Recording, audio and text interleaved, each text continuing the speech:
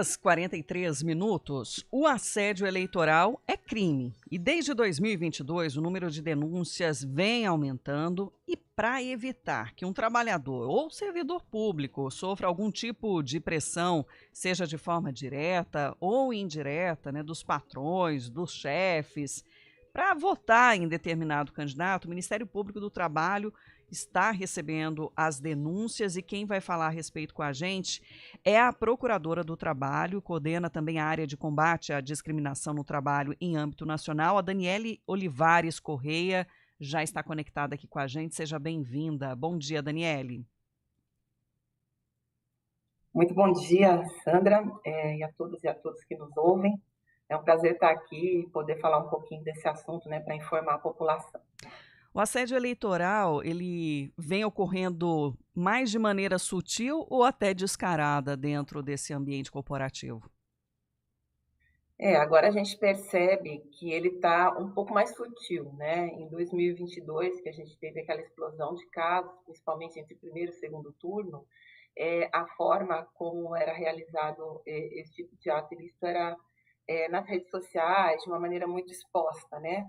Hoje a gente percebe que os fatos que vêm chegando ao conhecimento do Ministério Público são mais discretos, mas também, assim, também revelam a prática do assédio de uma maneira muito contundente, né? Por exemplo, como reuniões com candidatos dentro de empresas, distribuição de material de campanha dentro de empresas. Então, a gente continua recebendo esse tipo de denúncia, né? Mas agora de uma maneira mais discreta, não tanto nas redes sociais como ocorreu em 2022. Mas de forma presencial, então mesmo, é isso? Com esses Sim, detalhes que você falou. sim, exatamente, né? A gente vem recebendo denúncias justamente nesse sentido, né? Às vezes de fazer reuniões com candidatos dentro das empresas, né? O empresário lá, o diretor expondo o apoio daquela organização empresarial para aquele candidato A ou para o candidato B, né? E é uma situação, de fato, que revela a prática do assédio eleitoral, né? Clássico. Aí 2 exemplos então, mas quais são as outras formas, né, de que há essa intimidação, né, ou a Isso. exposição para tentar esse convencimento?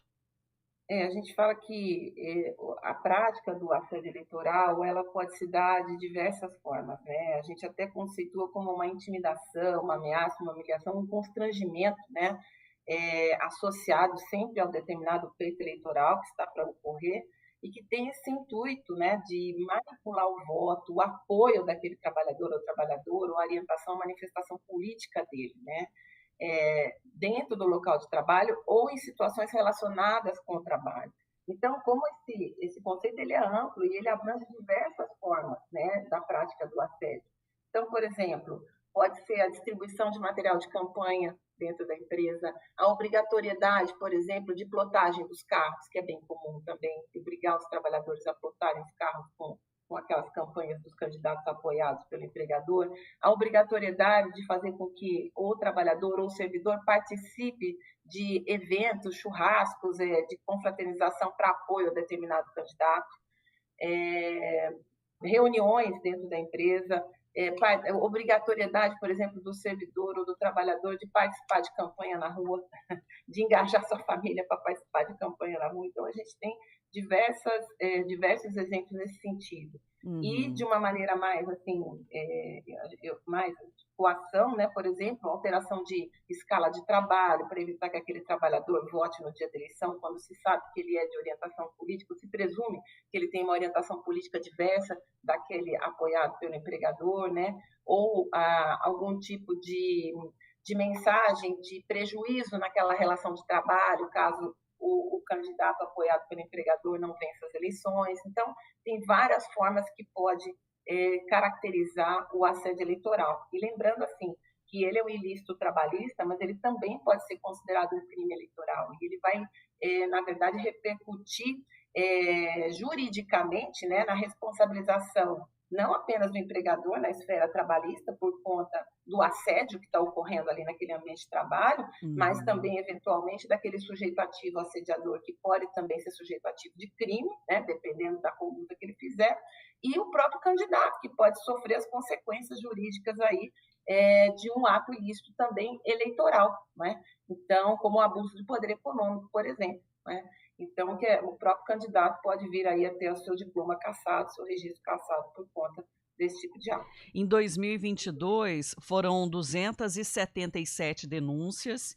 Esse ano, por enquanto, 10 denúncias, pelo que foi informado, né, pela comunicação do Ministério Público do Trabalho. Não sei se tem alguma atualização em relação a esses dados, mas como é que é feita a confirmação, né, dessa prática, então, e também as consequências que você falou que existem, né, mas desse total, por exemplo, de 2022, quantas que vocês conseguiram apurar?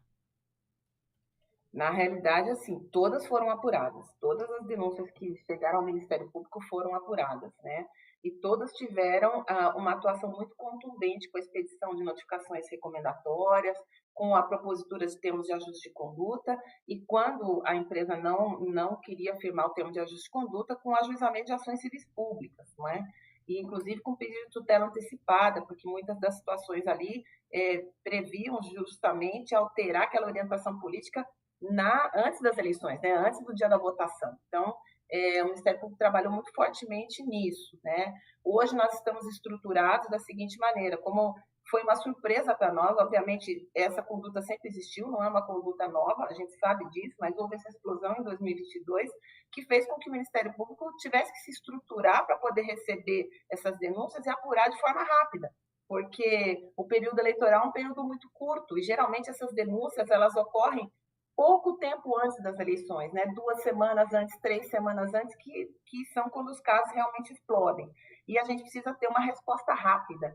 Mas, a partir do momento que chega a denúncia ao Ministério Público, é instaurado imediatamente um inquérito civil e é feita investigação. O que a gente pede para a população, o trabalhador, quando faz a denúncia ao Ministério Público, é que encaminhe junto com essa denúncia todas as provas que ele tiver, apontando testemunha, se tiver alguma gravação, colocar junto essa gravação do que está ocorrendo dentro da empresa, se tiver foto, por exemplo, de plotagem obrigatória dos carros, também mandar, porque é uma forma, facilita a investigação do Ministério Público para a tomada de medidas jurídicas adequadas para combater essa prática, para o enfrentamento da prática.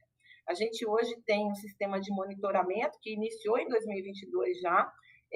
O monitoramento ele é feito, ele tem uma atualização de 2 horas mais ou menos, então a gente sabe quantas denúncias estão entrando no Ministério Público de forma nacional, a gente tem como saber por estado também, inclusive por Procuradoria do Trabalho Municipal também. Então, para a gente acompanhando isso e acompanhando e monitorando a nossa atuação também, né, para dar uma pronta resposta à sociedade.